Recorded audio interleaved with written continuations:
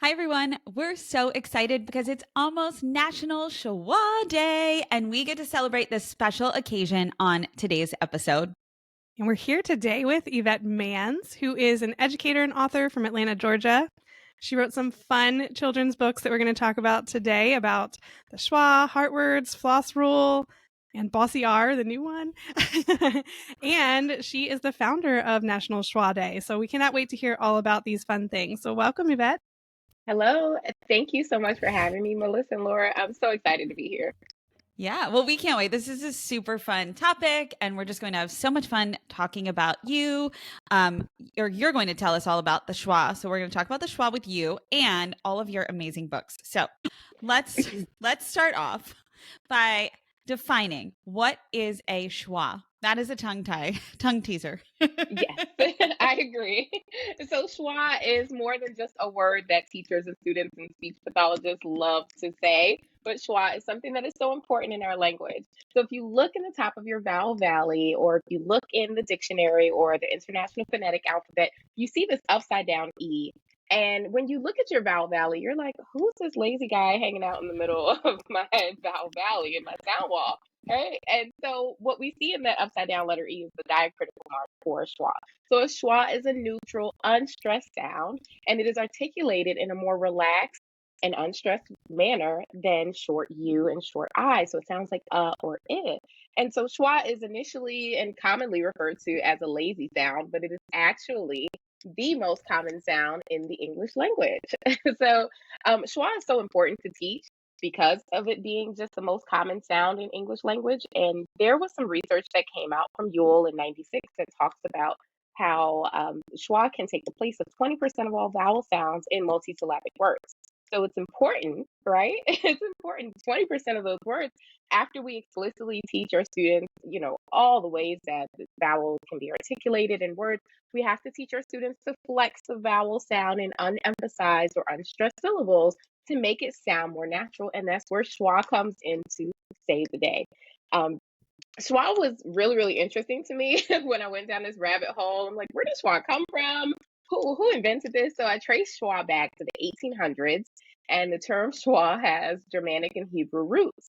And so it's it's everywhere. Schwa can really impact how our students decode and encode and comprehend multisyllabic words. And I just thought that was so interesting once I learned about it. So yeah, that's what a schwa is. You can hear it in so many words like family, bacon, parrot.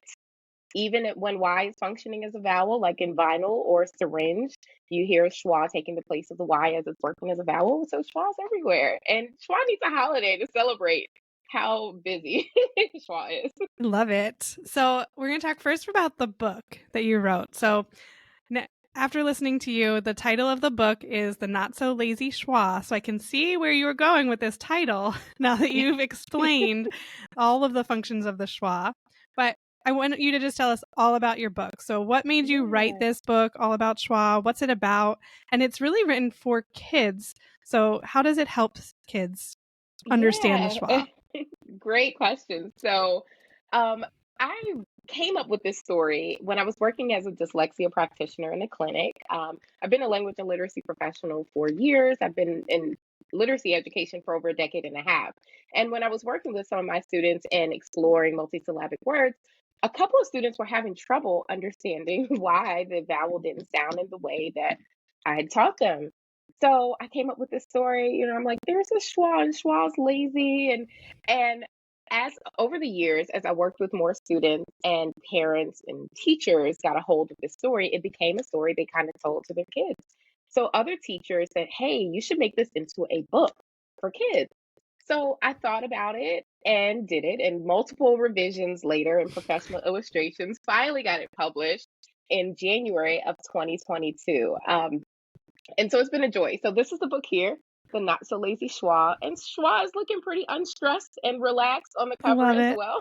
Yeah, so this book is in over 9,000 classrooms in the United States, Wow. Canada, and Australia as of today. I checked my numbers this morning just to be accurate. And I'm so excited about it because it's such an important part of language, right? And we always talk about schwa being lazy, But when I think of schwa, I think of the good, the bad, and the lazy. We usually say the good, the bad, and the ugly. So the good time when we want to demonstrate the usage of a schwa is when we're teaching multisyllabic words. For example, if we have a word like salad, we don't want to say salad, we just say salad and make it sound more natural. Right. The bad, we don't want to include a schwa when we're articulating individual phoneme sounds. So if you've seen the 44 phoneme video on YouTube, I'm articulating those phonemes with how they would sound in isolation. But many teachers show your students, clip the sounds. Don't say puh, just articulate the pure sound. And then the lazy, schwa has to be unstressed and relaxed. So I remind teachers to not over articulate the schwa sound.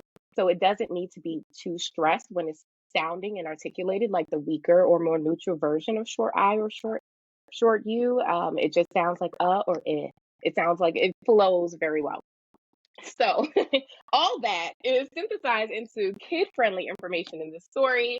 And it's a really fun story. It starts out with Schwa just being a lazy guy hanging around. And then you see on the second page and third page, his friend Slash comes to visit him. Kind of went back and forth about naming him Slash or Virgil because Virgil is the formal name for those slashes that denote that it's a phoneme articulation versus the graphemic representation. But I worked with some kids and they said Slash is a little cooler. So Slash is a cool name. Right? I was thinking that too. That's much cooler than the other. I forget what you even said. Virgil. So it's much Virgil. Slash is much more memorable. Yes. No offense to any Virgils out there, but not at all. None. Yeah. So Slash goes to tell Schwa, you've been in the house for a little while. You should come with me and, come and exercise with the consonants. I help them exercise the sounds that they create. So Schwa decides to get out the house and go visit the consonants. But when he does, he adds the schwa sound onto the individual letter names the individual letter sounds. So this is my favorite page here because P decides to give Schwa a piece of his mind. And so P says, wait a minute, my sound isn't puh. That would make my favorite color puh ink, or my favorite food puh asta, or my favorite animal a puh anda. That doesn't sound right, Schwa. You have to leave. You're messing up our sounds. And so poor Schwa, this poor baby here, just takes off running and so devastated. But he runs and runs until he looks around to see where he is and finds himself in Val Valley. Val Valley is where he's going to stay. Yes, he's going to stay. So although Val Valley, the vowels that were in Val Valley were going to build letters, they invited Schwa. They were going to go build words. They invited Schwa to go with them. And Schwa finds his place by helping them to be more unstressed as they build multisyllabic words. So it's a beautiful story about how you work together and there's a takeaway of being an individual and not always, having to assimilate to the way that others work, but being yourself and really honing in on your strengths. And everyone has something to offer. So even though Schwa was perceived as lazy, Schwa really just needed to find his place. And then in the back, there's tips and tools, like fun facts, word hunt, and then teacher tips for after reading the book. So can you share a couple teacher tips with us? Sure. Not all of them. There's a lot. Not Just a couple. Yeah. So one teacher tip that's really cool is to really talk about stress and unstressed syllables, or emphasized and unemphasized syllables. So unemphasized syllables are often said quicker and quieter, and then stressed syllables or emphasized syllables are often said louder and longer. So that helps students to understand what we mean when we talk about stressed and unstressed syllables, or emphasized and unemphasized. Another teacher tip that I like to talk about is, depending on where you're teaching, talk about how dialects can impact schwa. Where I am from in New York City, I've grown up saying pecan pie my entire life. What about you all? How do you all say pecan? Or I feel like I'm always asking myself the same question. Like, how do I say that? There's a lot of words that I wonder as well. I have no idea. Yeah, so that might be. I think I do say pecan. I think that's what would naturally come out of my mouth. I think I say pecan as well, only because I thought it sounded fancier than pecan.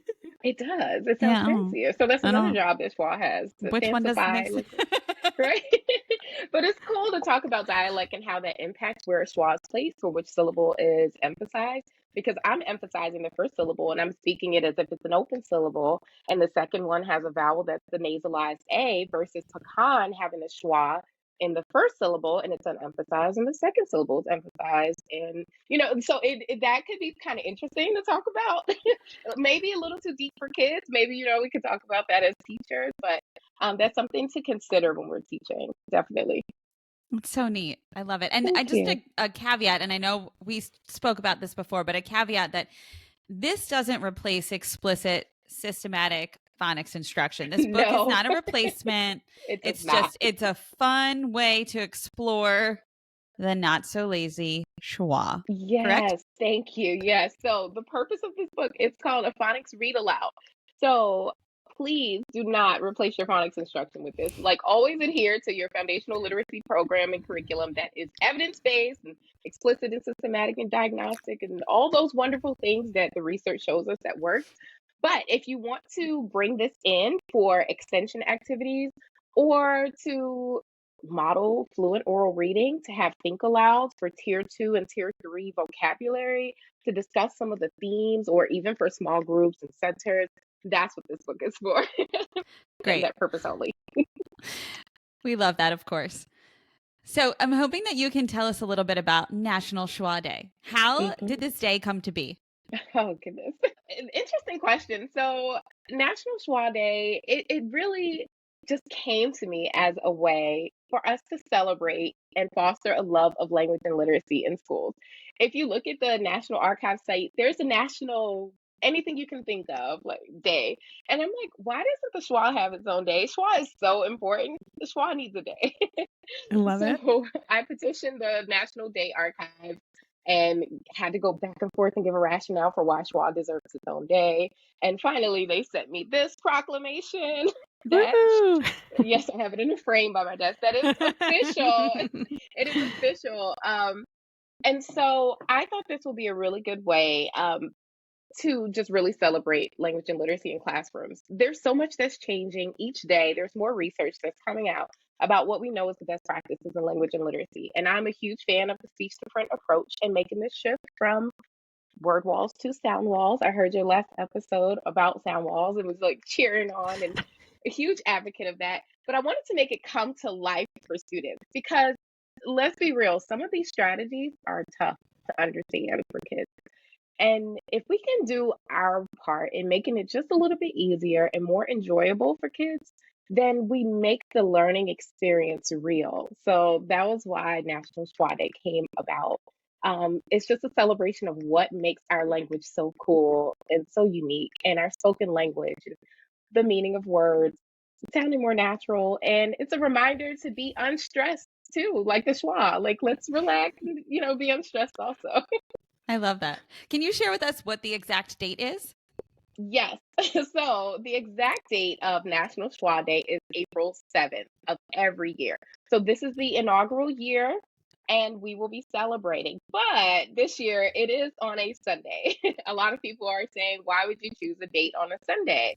Well, I wanted a day in the calendar year with a month that has a schwa sound in it. So April has a schwa. Cracking up. That's awesome. And then I wanted the name of the date to have a schwa sound. So at first I was thinking of April 11th, 411. So I could say, what's the 411 on schwa? But I found that was National Pet Day and I did not want to compete with Scruffy and Fluffy and everyone's dear pets. I'm a dog person, so I get it. So I said, okay, I can find another date. Let me choose April 7th, lucky 7. And so I thought this would be a good day to celebrate because I don't think I'll be competing with National Beer Day that's on that day or National No Housework Day or some other things on that day. But I said, I don't think we're going to celebrate those in school. You don't have too much competition there. Yeah. I know. I know. So that's why I chose that day. So because and it won't always be a Sunday. Right. I was thinking, I needed a little time to build up momentum, but this is taking off really fast. So this is great. So a lot of schools are celebrating on Friday, April 5th or Monday, April 8th. Now, when I applied for this holiday, I did not expect a total solar eclipse to come this year on Is April that 8th. on April? Oh, it's on April Yes. 8th. So some people are being really innovative. They're taking their solar glasses and they're going to tie that into National Schwa Day as the shades for being unstressed. That is very, very creative. I That is love how cool. innovative we are. So yeah, it is April 7th, on or around April 7th every year. Nice. And what are some other ways that, I mean, I don't know, do you already know of things people are doing to celebrate, or do you have suggestions for people what they can do to Yeah. celebrate? So some people have told me that they are doing a pajama day, pajama, because you hear the schwa in there. Pajama. Huh. And I think that's pretty cool and low cost, and people can participate. Hopefully, everyone has, pajamas or something they can Oh, bring my in that's son loves a loungewear. pajama day. Oh, I love that. Yeah. And then so some Whew. people are doing pajama days and drinking hot chocolate because you hear the schwa in the last syllable Oh, and brilliant. the second syllable, hot chocolate. Um, Another school is doing a lemonade bar, and they're going to add like different flavors and fruits into their lemonade, and then they'll do like word hunt activities. And then a lot of school counselors are pushing into classrooms to do mindfulness activities, so they're doing breathing techniques to stay unstressed, like the schwa. Unstressed. So that sounds like a lot of fun. And then, of course, we have our schools and our classrooms that are working with their decodable passages from their foundational literacy curriculum to do word hunts. A gym teacher messaged me this weekend and said that they are going to do like some activities with like above and around and like doing different games that have Smart. schwa in them. I was blown away because I didn't think, PE teachers would kind of make the connection to literacy, but that's what this holiday is all about. It's like bridging the connections. That is So so yeah, cool.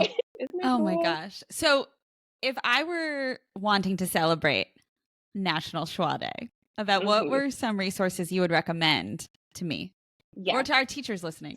definitely. Well, let's start with the fact that teachers have to make so many decisions every day. I remember I would come home and just like have this huge cloud in the front of my head, like, oh gosh, I think I've made a million decisions today. And what I want to do is make National Schwa Day as easy as possible. So I've taken up the legwork and the thought work, and I've made an educator's toolkit. So if you go to nationalschwaday.org, you can click on a button and there is a toolkit. And there's everything on this website that you need to celebrate National Schwa Day. Everything. And when I say everything, I mean everything. I've written a letter that you can make a copy of in Google Docs convincing your principal why you should have National Schwa Day. Like, hey, heads up. Nice. My kids are going to come in pajamas and I'm going to take a little bit of instructional time to do this. And here's why. There are student headbands for them to color in and customize. There are letters to send home to parents that provides an overview of what schwa is and then how their students will be participating. There are student certificates. And then in the classroom, I've got activities for small groups, coloring pages, differentiated activities that they can do in the literacy block or outside of the literacy block. And there's just a lot of activities in there. So if a teacher is listening to this and you have a copy of the book, The Not So Lazy Schwa, I have a read aloud guide that has the tiered vocabulary and discussion prompts and extension activities. But if you don't have a copy of The Not So Lazy Schwa, I want to make sure that this holiday is accessible to everyone. That's important to me, accessibility. And I know teachers spend a lot of money out of pocket anyway. So I've created a read aloud of the book that you can show to your students on your board. And so you can still engage in the activities and do everything. There's no cost associated.